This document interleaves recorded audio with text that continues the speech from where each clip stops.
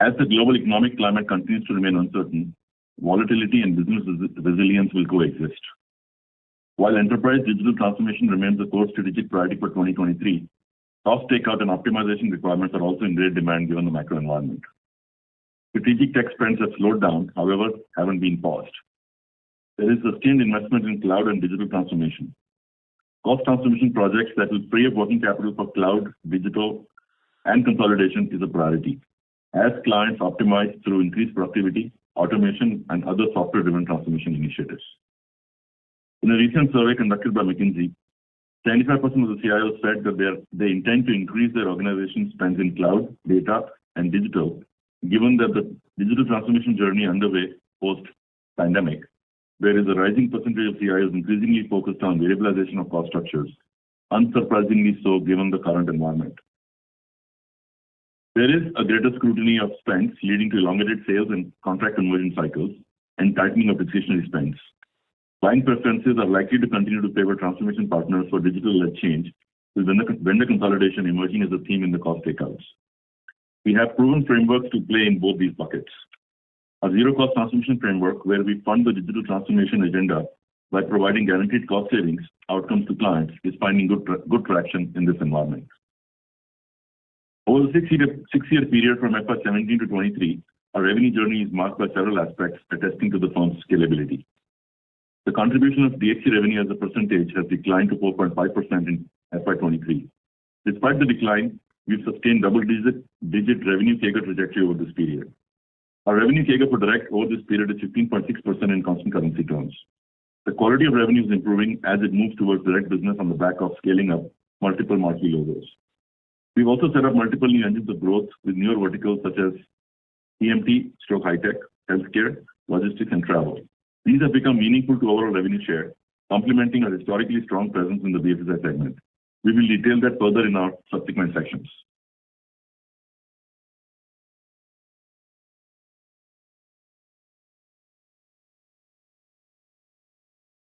We've also doubled more than the number of 10 million and 20 million customers in the same period.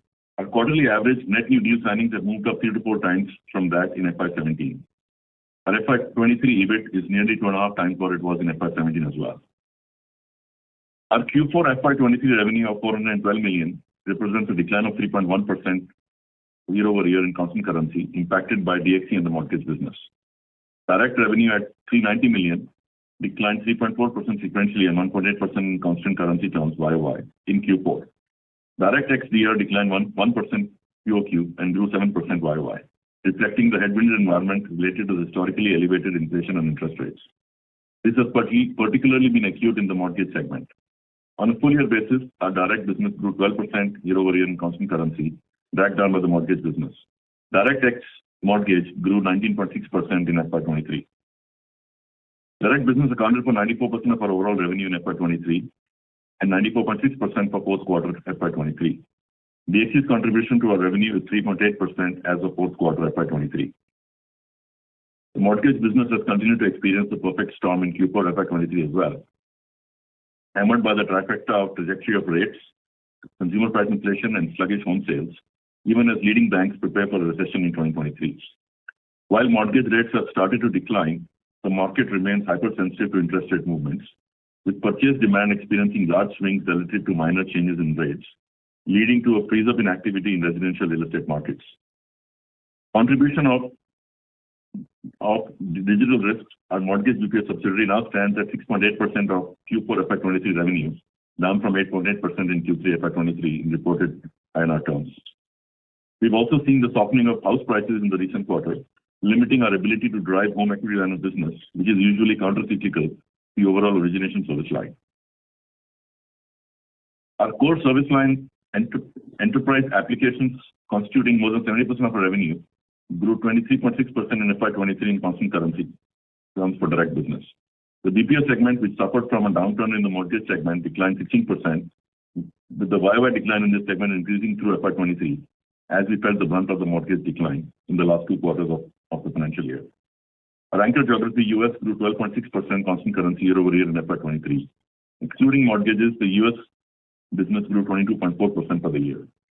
Rest of the world segment, primarily India business, grew 14.3% in FY23 YOY, albeit of a small base. Direct applications growth stood at 7% year-over-year in the fourth quarter FY23. We saw tightening discretionary spends and lower contract conversions. Rest of the world grew 18% year-over-year in this quarter in direct, while the YOY decline in BPO widened to 32% due to mortgages. Most of our focus segments continue to grow, driven by wallet share and market share growth. Moving to vertical performance, our mainstay vertical BFS in direct continues to fare well, growing 24.1% ex mortgages in FY23, though 9% on an overall basis, weighed down by the mortgage declines. Our smaller and newer verticals such as healthcare are growing quite well, reflected in the 31% revenue growth in FY23 in the other segment.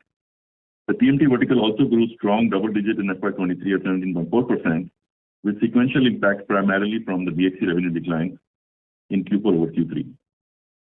While growth rate in insurance is lag, impacted by client-specific issues, TCV wins and pipeline in this vertical look healthy, and we remain focused on expanding our portfolio of new clients as well as our wallet share with existing relationships. To ensure scalability and facilitate the next phase of growth, a realigned verticalized go-to-market structure has been implemented for FY24 with the following principles in mind.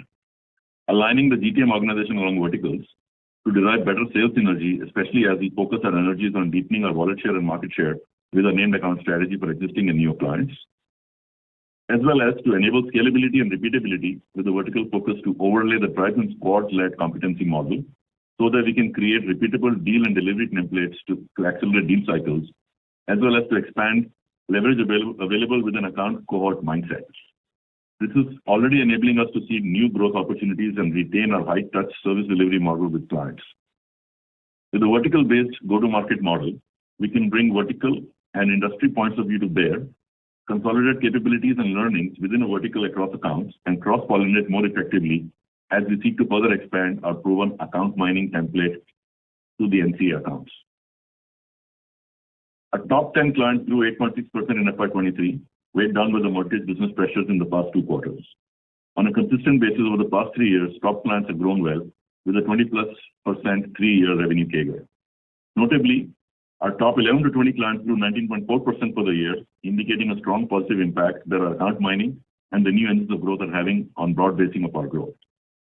Our new client revenue continues to grow rapidly, growing at 39% year-over-year in FY23. The NCA segment contributed 22% of FY23 revenue. We recorded a TCV of $309 million of net new deals won in the fourth quarter of FY23. Included in this is a $150 million large deal from a new client. In FY22, we had a mega deal of $250 million that contributed to the total TCV of $1.4 billion. Our FY23 net new TCV is at $1.3 billion, and we continue to consistently maintain a run rate of $300 million plus TCV wins per quarter. Our large deal wins continue to increasingly come from newer verticals and new clients.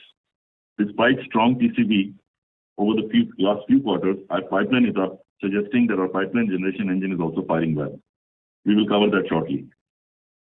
We generate a reasonably high percentage of our TCV through proactive deal pursuits, where win rates are materially higher than in competitive RFP situations. 95% of our deal wins were proactive in the fourth quarter of 23, and we closed 10 large deals in FY23. As we report our TCV on a net new basis, excluding renewals, we find the correlation between direct TCV and revenue growth at point A is reasonably good but has declined recently due to the DR ramp downs and some slower ramp of deals impacting TCV to revenue conversion.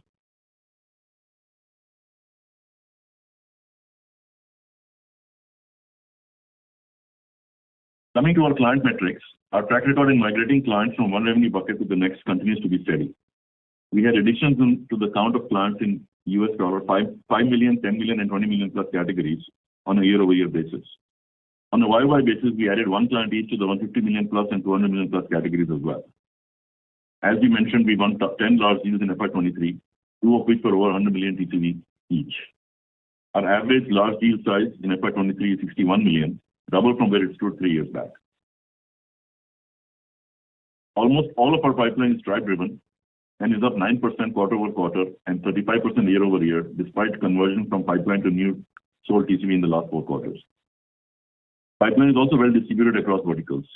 While BFSI continues to generate the highest share of the pipeline at 36%, it is still reasonably lower than the BFSI revenue contribution.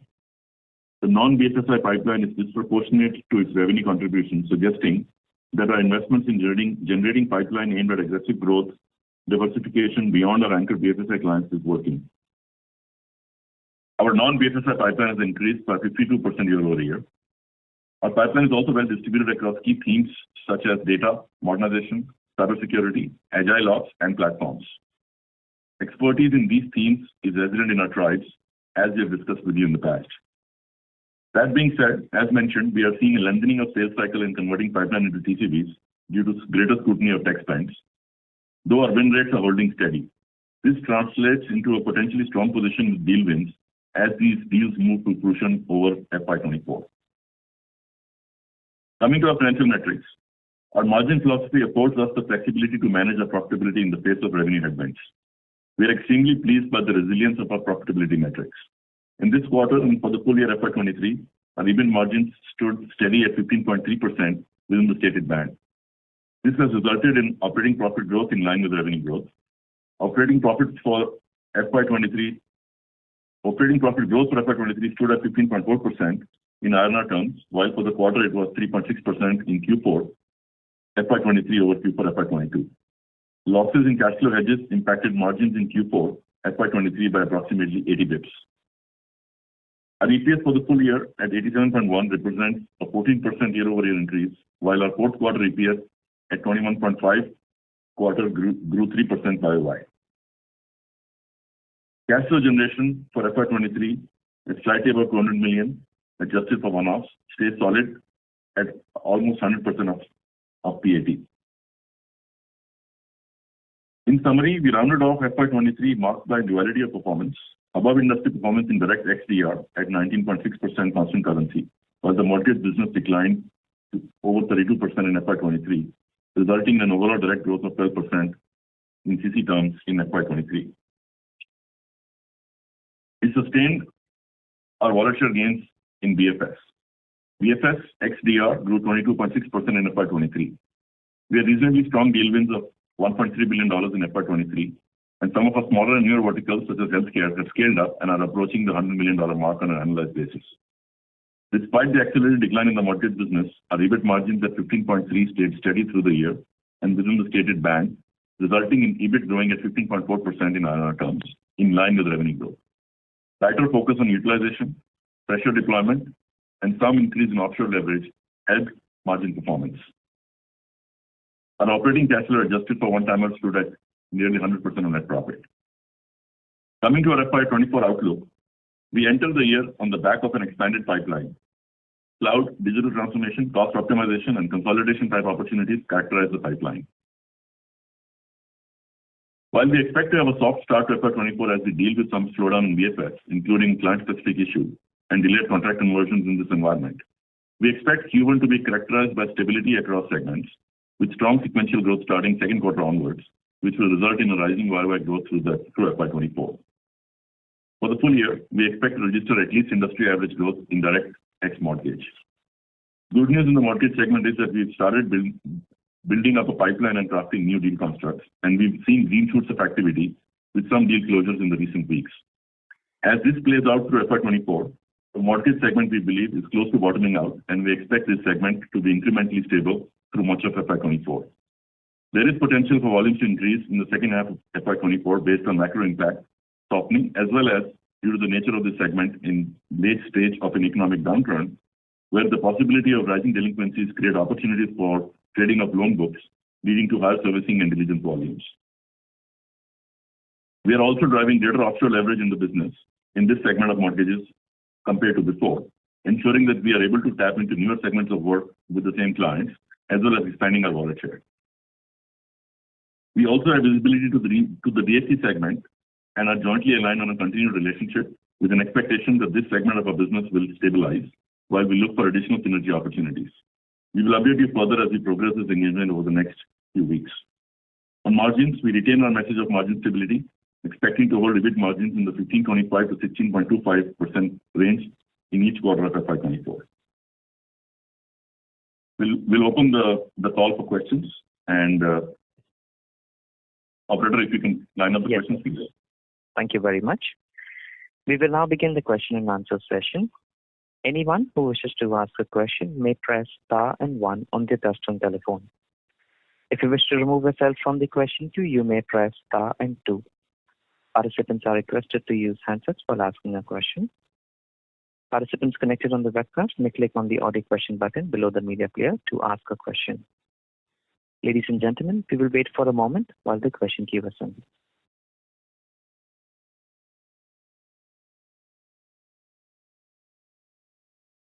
The first question is from the line of Nitin Padmanabhan from Investec. Please go ahead. Yeah, hi, good morning. Nitin, I probably missed this, but excluding DR, is it still a decline on a sequential basis? And the second thing is, I think one of the calls we had yesterday, I think suggested a freeze on spending by a few customers, and that could sort of come away from post the end of Q1. Are you seeing a similar trend? And finally, from a Q1 perspective, do you think what you're seeing on a run rate basis, can Q1 also be a decline? And finally, if you could just, based on your experience, I think if you compare COVID and now, we have seen a much sharper sort of 2 quarters of decline versus COVID. So contextually, what are you seeing different in terms of client behavior? If you could just give some sense on all these. Thank you so much. So, Nitin, in terms of direct, was the question direct X mortgage? Is there a sequential decline? Is that the question? Correct. There's a 1%. Yeah, there is approximately 1% sequential decline in direct X mortgage, predominantly driven by some of the issues that we saw crop up in March and some ramp downs that led out of that issue. Your second question around, is there a spending freeze? I think it depends. The answer is more nuanced. If you look at banks that are more Wall Street oriented, there's definitely reprioritization of spends because the activities haven't picked up, especially on the investment and trading side, more on the corporate side. On the commercial, retail, asset and wealth, I think the environment is much more BAU and stable, and we are still continuing to see demand there. As such, we haven't really seen, so to speak, freezes, but of course, depending on what the situation with each customer is, there is definitely some element of reprioritization. Of course, on the regional banks where there are impacts, we've definitely seen significant issues crop up and ramp downs that obviously are baked into some of the numbers you see and some of the guidance you see. In terms of your question around Q1, as I mentioned, I think in our minds the quarter is really a stabilization quarter. Bulk of the decline in mortgage seems to be behind us. We'll just have to kind of make sure that the volumes hold up. And probably Q1's going to be a bottom quarter from that perspective.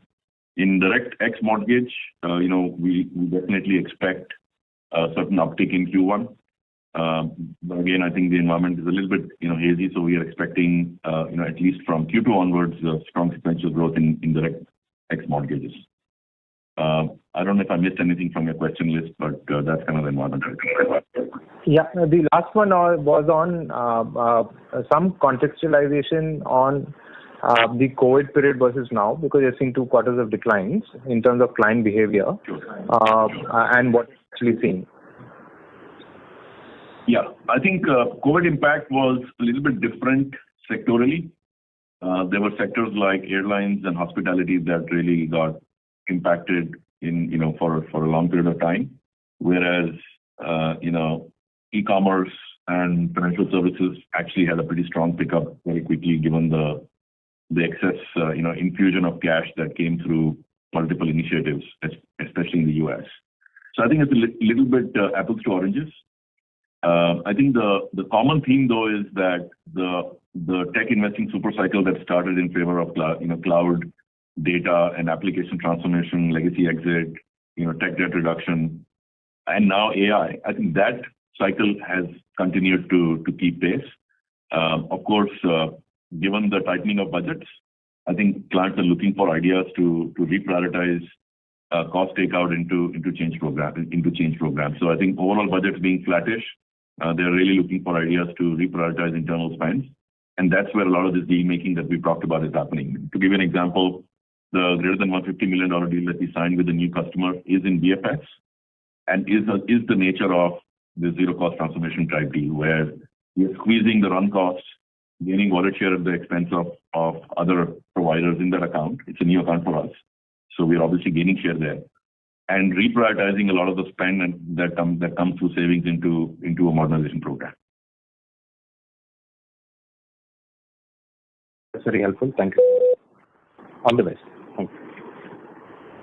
Thank you. Thank you. The next question is from the line of Mohit Jain from Anand Rathi. Please go ahead. Sir, two questions, both on revenues, and mostly an extension of the previous one. So in the fourth quarter, as you spoke about slight decline, and now you're guiding for decline behind us in terms of mortgage business. So first is, now you are expecting Q1, Q4 revenues to be flattish, or should we assume a steep decline in Q1 as well before stabilization returns in Q2? That's only for mortgage business. And then on the direct side, now there's some, what should I say? There is some commentaries are different across various companies. So to that extent, what are we expecting from our clientele in 1Q? This is on ex-mortgage direct business. Sure. So I think the quantum of decline that we saw in Q3 and Q4 is definitely behind us. We are not expecting that quantum of decline in Q1. I think the question is, are we at the bottom or are we near the bottom? I think the answer is we are definitely near the bottom, and we'll probably get a little better idea over the next few weeks on whether Q1 is the bottom or Q4 was the bottom. So I think the quantum of decline will definitely, even if there is a decline in Q1 in the mortgage business, it will be a fraction of what it was in Q3 and in Q4 in absolute terms. And the reason I'm not able to give you a clear answer is because volumes go up and down with very. But sir, that is clear enough. That is clear enough. I'll give you an example, right? When the mortgage rate came down to around 6%, Jan volumes picked up quite dramatically, and then they dropped off again in February and March. So that's the volatility that we're seeing in that business. Also, some very short-term delinquency type issues create immediate opportunities. So I think we are very focused on those. But I think the short point is that the quantum of decline will definitely be a fraction, a small fraction compared to what we've seen in the last 2 quarters.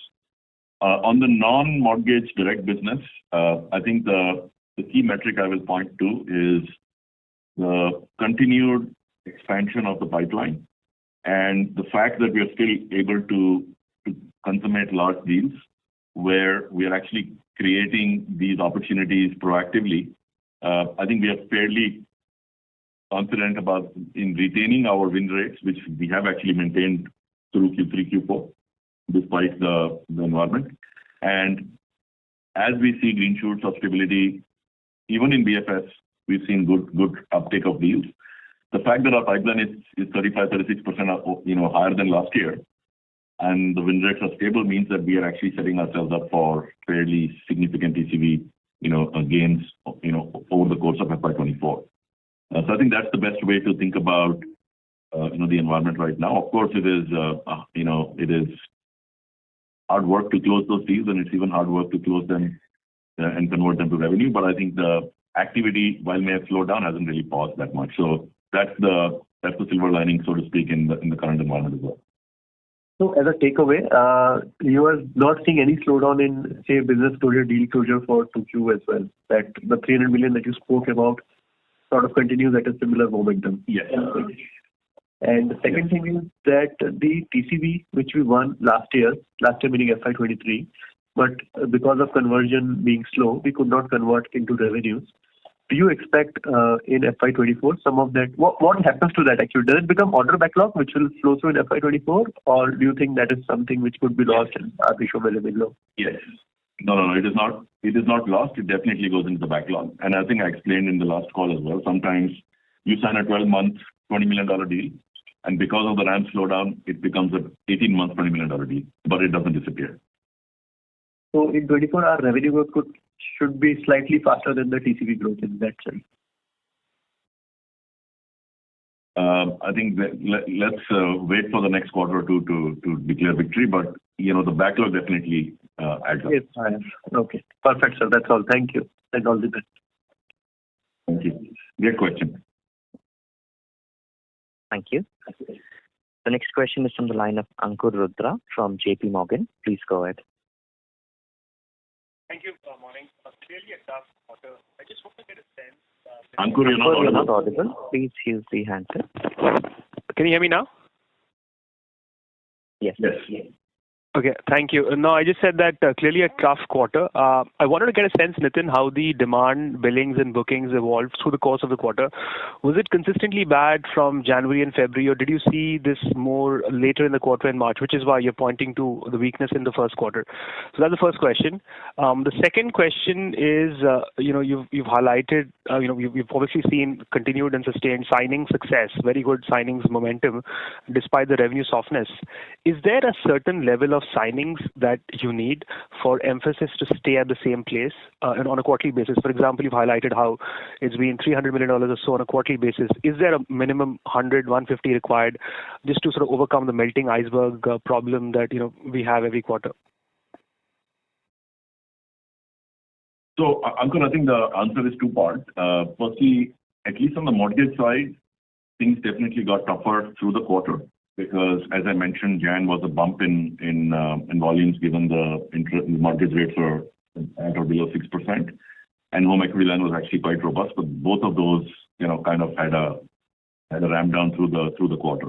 On the TCV side and on the direct side, I don't think there was any perceptible, deterioration, barring obviously the 2 weeks in March where there was significant reprioritization of just executive bandwidth in dealing with some of the issues. Some clients were seeing massive inflow of funds, so they had to, divert all their resources into onboarding customers and doing KYC and making sure the systems are holding up.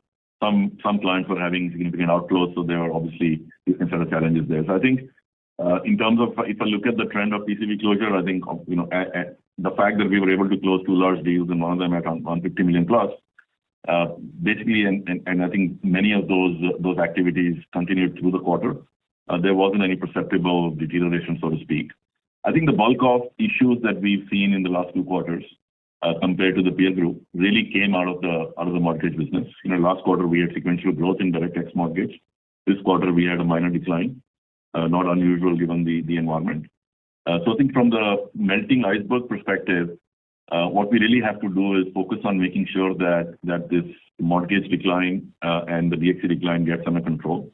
And that's exactly what I mentioned, that we think we are very much near the bottom, if not at the bottom, in the mortgage business. And we definitely have visibility to DXC stability, at around these levels for the foreseeable future, based on just the nature of our engagements.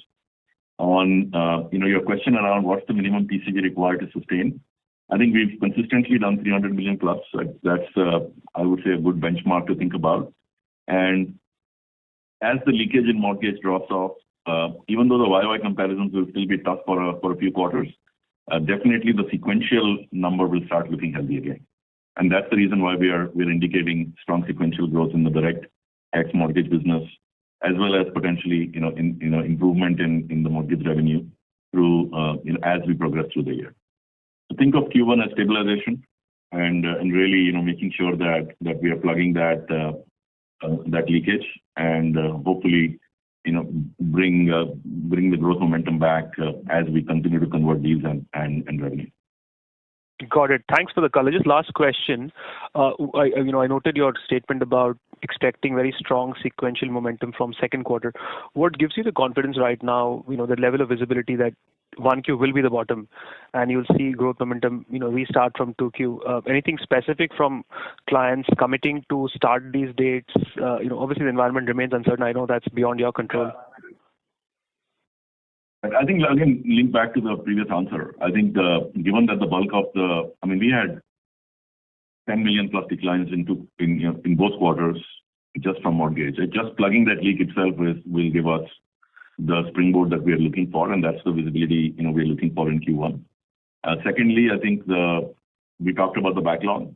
We talked about conversion of closed signed deals, and we obviously looked at the pipeline and have an expectation of how we will progress some of those deals, especially with existing large relationships where we have a better handle on how that plays out in terms of closure and conversion. So I think it's a combination of those two things.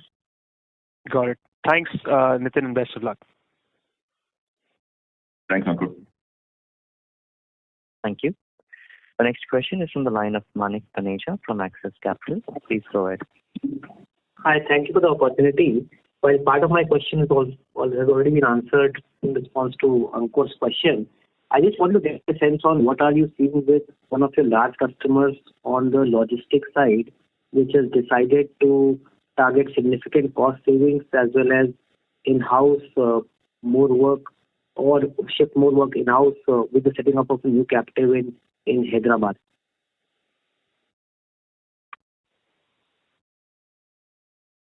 I think, again, not to go into specific, client items, but the two themes that continue to resonate, including with the customer that we are referring to without naming.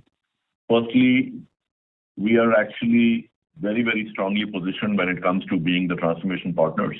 If you also noticed, there is not just a cost and a captive conversation, there is also a significant reorg of the whole tech and infrastructure estates that they run across the org.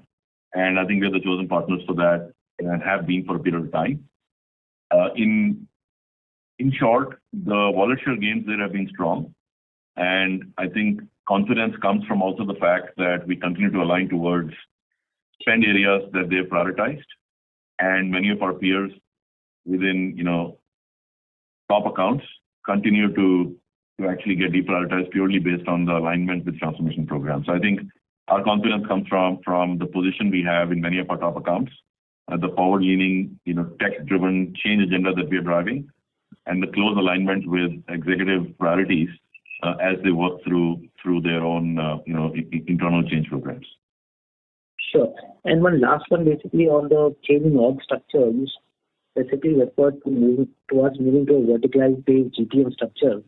This is in contrast to the account-based GTM structure that we've followed in the past and the merits that you've spoken about that particular structure. If you could help us understand what's driving us to change this GTM going forward. Absolutely. Great question. I think firstly, we are not going away from a named account strategy because that is very much part and parcel of the way we drive our account planning and mining template and the success that we have seen in our top 10 and 11 to 20 accounts.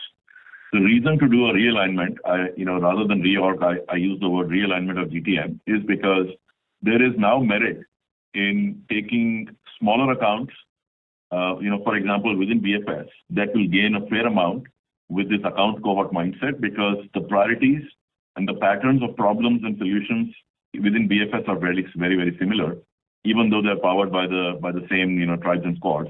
So if the common element earlier was the tribe and squad and the solutions layer, we've created another common element of account cohorts because there is leverage to be gained, time to be gained, repeatability and scalability to be gained as we look at, these account cohorts to be from within the same vertical. So I think think of this as a blend of an account-based high-touch structure with a very deep understanding of, what that account needs and how we plan to run it and mine it. And combine that with of course, the success that we've had in opening new logos and now scaling those logos with the learnings we have in the large accounts. I think that's really where this is coming from.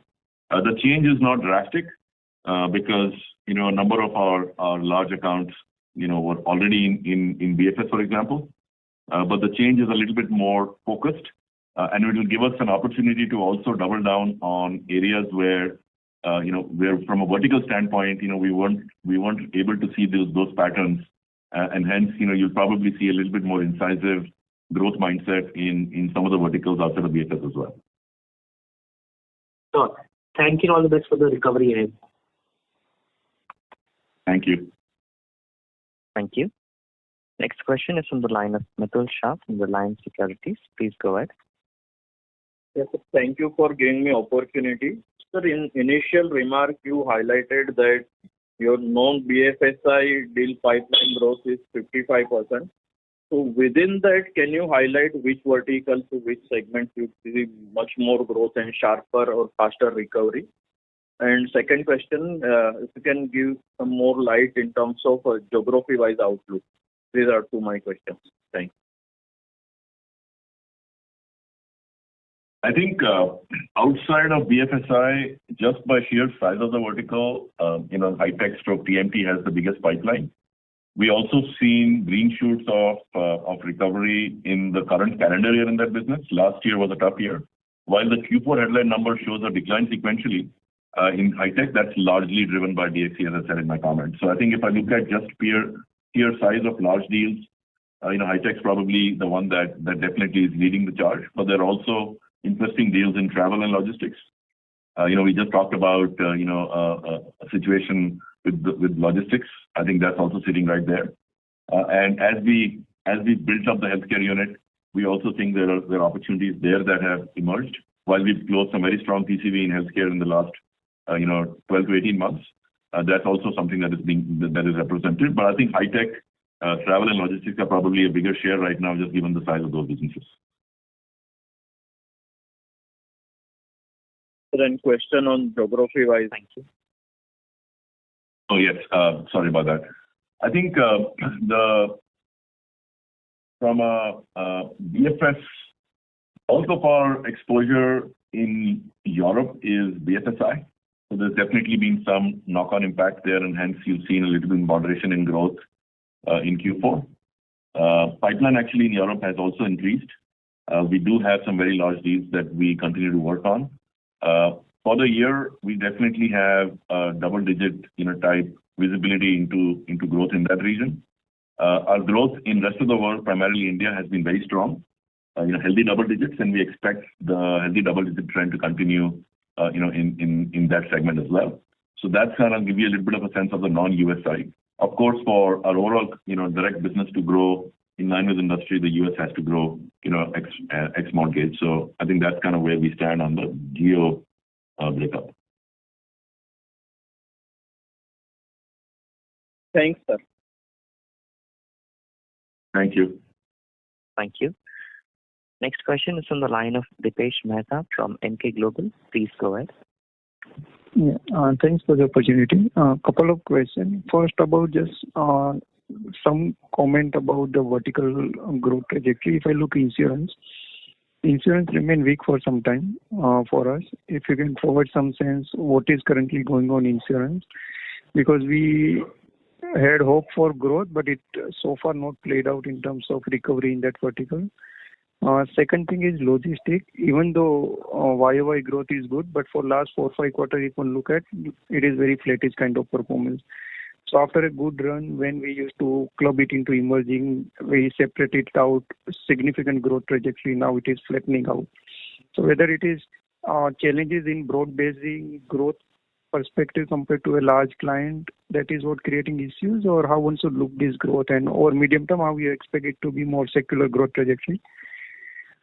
Third question is about the growth. I think you said FY24 would be a substitute onwards growth. But do you think we can have a positive trajectory of growth in FY24? Thank you.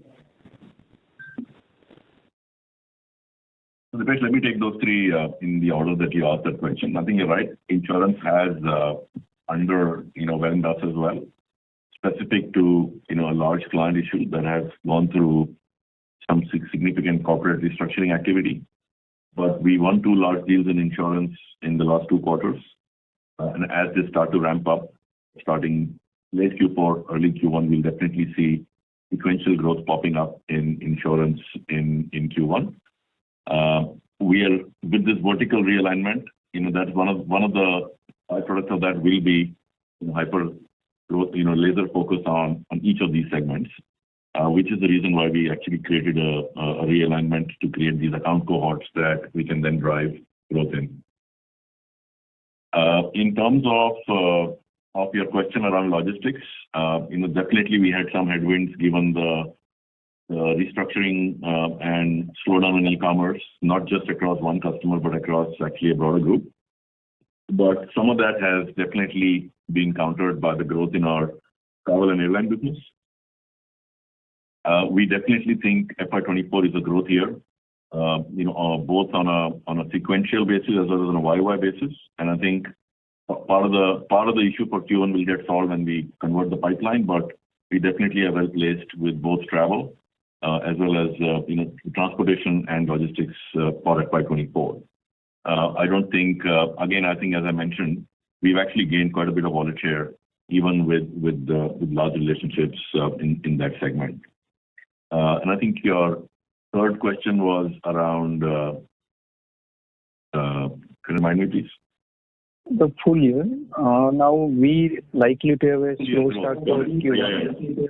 Yeah. I think, as I mentioned, right, Q1 stabilization definitely means focus on sequential growth. In our direct ex-mortgage business, full year growth is definitely visible, as I mentioned, at market. Even in our BFS non-mortgage business, full year growth is visible. Question is, whether it will be at market, can we push it higher? I think there's a little bit more uncertainty to work through there. Other segments, definitely full year growth is visible. So I think it really will boil down to, from a headline perspective, as we stabilize the mortgage business, if we are able to find sequential growth, then I think you will see strong sequential growth across the headline number as well. On a YY basis, because of the mortgage drag that continued through the year, you still may find a little bit more muted YY numbers for overall business, but that's the silver lining there, as I mentioned, is the fact that the closure, conversion, and pipeline continues to be strong. Understand. Thanks. Thank you. Thank you. Next question is from the line of Ashwin Mehta from Ambit Capital. Please go ahead. Yeah, thanks for the opportunity. So within consolidation and taking wallet share through zero-cost transformation and large accounts has been one of the key drivers of our growth. So what are the trends there across verticals, and is there a decision-making slowdown there as well? And secondly, we have a 6% exposure to our top 10 clients. Any client-specific issues to call out, and how material are these from an exposure perspective? And then I have a follow-up. Sure, Ashwin. I think as I explained, deal making is happening. Deal origination is actually happening much more at a robust pace because there is extreme amount of openness and willingness from a client to hear a story on how we can construct a transformation thesis without actually asking for fresh funding. And I think that has definitely opened up a whole series of opportunities. It's not that we were not taking this solution to market in FY21 or 22. It's just that the enterprise segment was so flush with spend money at that point that they were more focused on spending than saving. As that has become a lot less challenged, there is high visibility and high acceptability for constructs that create this mechanism, as evidenced by the large deal that I just talked about. So I think that definitely has legs. There is repeatability and scalability in their archetypes. And you combine that with the new focus that a lot of our clients have on creating productivity by using tools like AI and Copilot, that actually has become another interesting wedge into creating modern engineering practices-led deal archetypes. Still early days for that one, but I think that will become really serious contender in the next couple of quarters. So I think the cycles are a little bit more elongated. I would say more elongated from a conversion to revenue standpoint than from just pure deal standpoint. I think the deal environment is still fairly conducive for us to continue to create and close deals. And that's also reflected in the pipeline numbers I shared with you, both YY and sequentially. Your second question.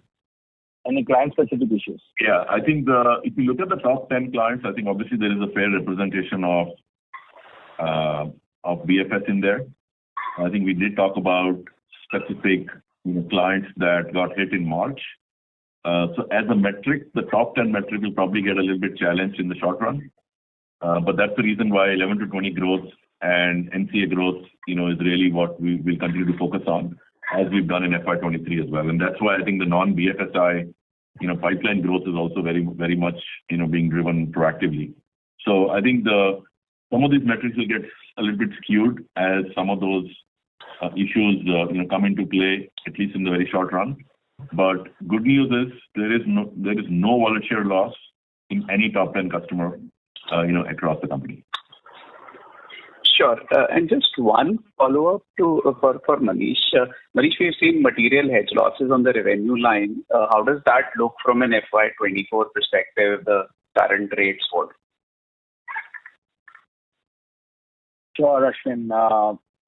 We follow a hedge policy of getting visibility to the next 4 quarters and then a declining percentage as we go to the second year. A lot of the cover that we had taken last year for the next 4 quarters were kind of significantly challenged when we saw a significant depreciation in dollars in a short time. Good news is a lot of that has kind of got consumed, and as we get into Q1 and Q2, we should exhaust all of that, to almost 100% by quarter 2. So if the spot remains in the 82.5 zip code, we will start seeing near zero impact of hedge losses in the books. And that would mean an expansion in the bottom line from where we are today when we are taking a charge of almost 28 crores for the quarter. We have also consciously kept the future quarters a little less hedged. One, because of the uncertainty, and more importantly, because the forward premiums have come down significantly because of a significant reduction in the gap between the interest rates in India versus the interest rates in the US.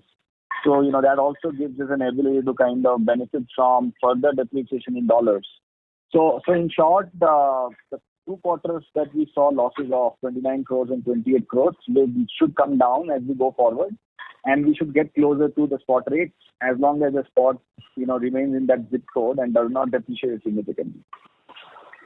So Manish, in that light, and given the utilization scope that we have, why are we guiding for more like flattish margins and not an improvement? Is it to kind of expand spends on the selling side of things? No, Ashwin, our guidance is 15.25% to 16.25%. And as you know, we are currently at 15.3. I think it would be fair to say that we expect the reported margins to go up certainly this year versus what we saw last year, driven by one, improvement in utilization and fresher deployment, and second, the gains of exchange coming in. Because the revenues declined, we were not able to benefit fully in our margins in quarter 4. So, while the gross margin expanded to 27.4%, we would have expected it to expand more.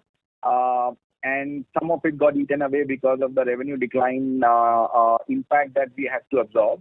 And also because the revenue drop leads to lower operating leverage because absolute expenses in S&M and G&A remains kind of constant. We saw that the G&A percentage went up. So as we go forward, when the revenue growth comes back and we start seeing that operating leverage and the gross margin expansion, we feel more confident about expanding from 15.3 upwards. What that exact number will be is difficult to say, but it should certainly be more than 15.3. Sure. Thanks, Manish, and all the best. Thank you. Thank you. Next question is from the line of Abhishek Shindadkar from InCred Capital. Please go ahead.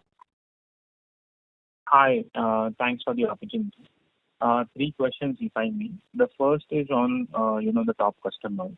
Healthy growth. Can you just give us a color? Was that any specific ramp up of project? What drove that?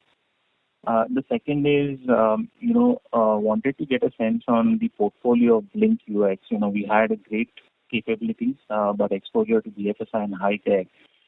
So your, what you're seeing in that market from a demand standpoint could be helpful. And the third question is on the employee number. The reduction that we are seeing, is it largely voluntary or is there an involuntary component in that as well? Thank you for taking my question. Sure. So I think on the large customer, again, not to get into specific client commentary, I think there again is a wallet share gain play that we've talked about over the last 12 months. You can expect that, from a wallet share perspective, we will continue to have very strong, position there. Whether that, spend continues to hold up, if there is any fluctuation, we'll probably, find out over the course of next quarter or two. But from a positioning standpoint, from a spend standpoint, we feel fairly, confident that our position remains strong there.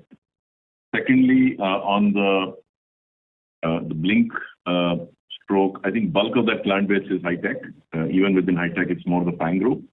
There was some slowdown in the last couple of quarters, but we've seen in the recent few weeks, aligned to what you're seeing in their earnings, there actually has been a pretty decent uptick in deal closures, and there is definitely visibility to continued sequential growth in that segment of the business as well. Not to mention that we've already seen significant benefits on both synergy revenue and synergy deals from that business in the last 12 months.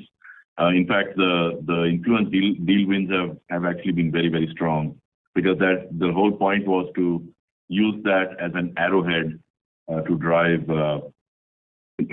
larger deals in our existing client base, and that also has happened.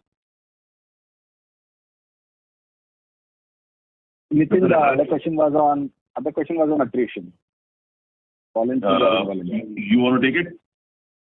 Yeah, I can. So Abhishek, we had kind of tightened our recruitment and looked at utilization with a very, very rigorous and intense lens. We haven't let go anybody. We haven't had any involuntary attrition. All of what you see is a reduction because of voluntary attrition, which we kind of managed to not backfill by recruiting from outside, but by deploying people from within, a large number of which were fresher deployments. Thank you for taking my question, and best wishes for 2024. Thank you. Thank you. Next question is from the line of Sandeep Shah from Equirus Securities. Please go ahead. Yeah, thanks for the opportunity. So first question, can you give some color in terms of our exposure to regional US banks, and that may lead to any new client-specific issues?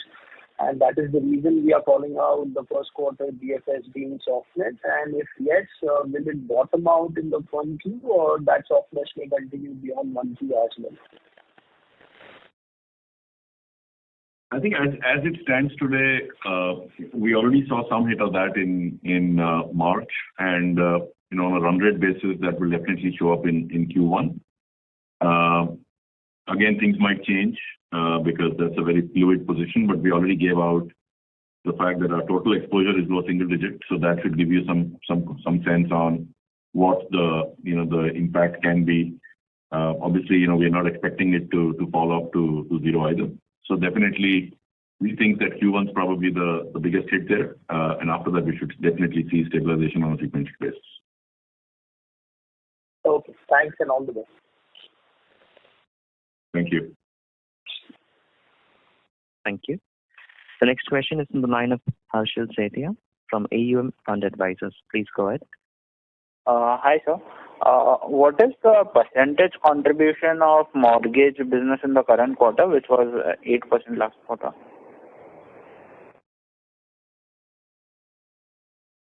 I think I mentioned that in my remarks. It is six and change. 6.4. 6.4. Okay, thank you.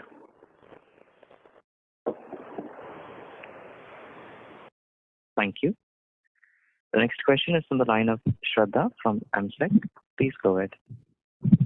Yeah, hi, listen, just one question on the mortgage business. So what is the mix of origination and home equity in mortgage for us currently? And I think last quarter we had called out that the home equity portion might still be vulnerable, even though there might be some stability in the origination part of mortgage. So what is our view on what the business segment within mortgage now? Shraddha, you are very difficult to hear because I think there is some disturbance on your cell phone. Is the question, what is the current mix of home equity versus the rest? Or is the question... Yes, home equity versus origination in mortgage, and what is the view on the home equity portion?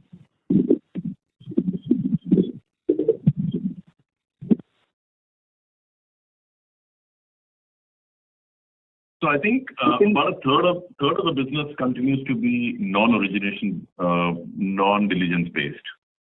So that's kind of where we are at the end of Q4. That obviously mix was very different 2 years ago, where home equity was in almost non-existent for us.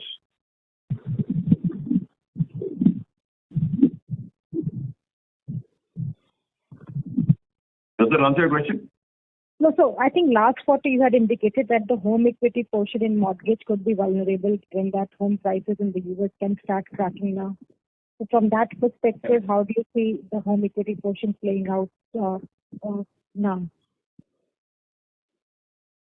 I think, Shraddha, it's better to think about it as a composite. I think we talked about the fact that we are, bulk of the decline is behind us and we are definitely close to the bottom. The internals of the outlook, I think we've seen some impact on housing prices translating into volumes already in the last 3 months in the recent quarter. I think at this point it does look like we might be able to at least stabilize the overall business between all the service lines. So I think I'll just leave it at that. Sure, that's helpful. Thank you, and all the best. Thank you. Thank you. Then we'll take the last question. That is the text question from the webcast, which is from Santosh Nikam from SN Wealth. Question is on future growth and new business verticals. Is there any new technology company is inventing? I think I've already answered a lot of the growth-oriented questions around outlook for the year, even at a segment level. So I will not repeat that answer. I think the question around new technology is probably in relation to all the buzz in the market around ChatGPT and AI. MphasiS has actually been one of the leaders in the space for the last few years.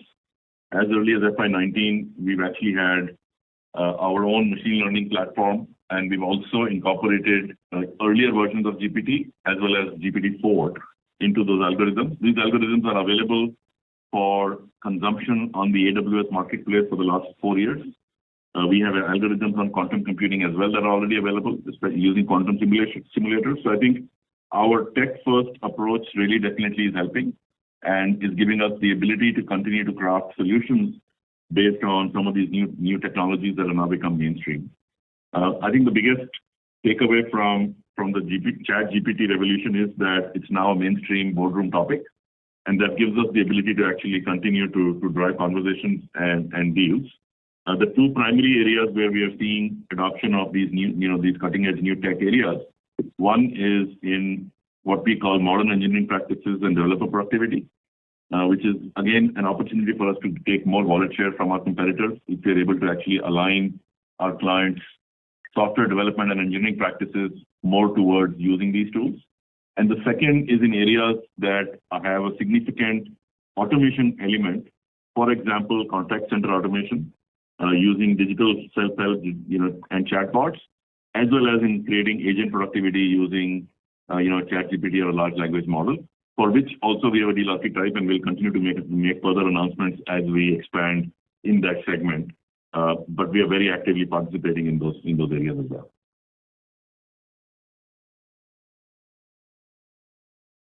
Thank you. So we have one more text question that has just come in. It is from Atreya R from iThought.